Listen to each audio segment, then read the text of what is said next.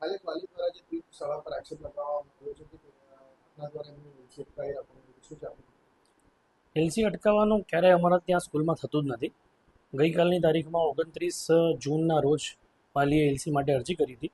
એટલે આપણા ક્લેરિકલ ડિપાર્ટમેન્ટમાંથી એમને જાણ કરવામાં આવી કે તમારા બાળકની ફીસ આટલી બાકી છે, ભરી દો અને એલસી લઈ લો.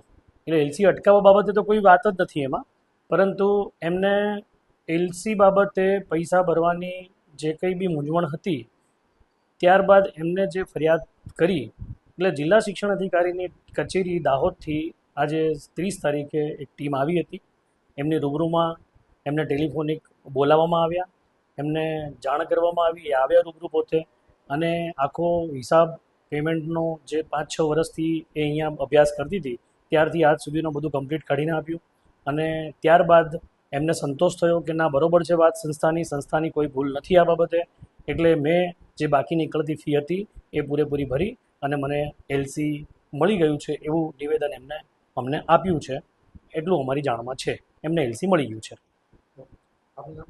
ચિરાગભાઈ શાહ, હું ટ્રસ્ટી છું સ્કૂલમાં, તીર્થ ઇન્ટરનેશનલ સ્કૂલ. આપના દ્વારા જે પીઠ સ્કૂલ પર જે આક્ષેપો લગાવવામાં આવ્યા હતા શું છે? આક્ષેપો લગાવવાનું કાલે અરજી અપાયો હતો, તો મને બાકી નીકળતી ફી હતી, હિસાબ ઊંચો હતો, તો જિલ્લામાંથી સાહેબો આવ્યા અને અમારો બટલો ગાળો કાઢી અને મને એલસી મળી ગયેલ છે. એમાં હું ખુશ. બરાબર. અન્ય કોઈ શાળામાં શિક્ષણ બાબતે કોઈ ફરિયાદ આપની કરી? મેં બીજી કોઈ ફરિયાદ કરી નથી. મારે એલસી જ લેવાની હતી. એલસી માટે અરજી મેં કાલે આપી હતી, તો કાલે મને ફી માટે એ લોકોએ કીધું, પણ મને સમજફેર હતું હિસાબમાં. અંદાજે કેટલી રકમ આપને જે શાળામાં ભરવાની બાકી હતી?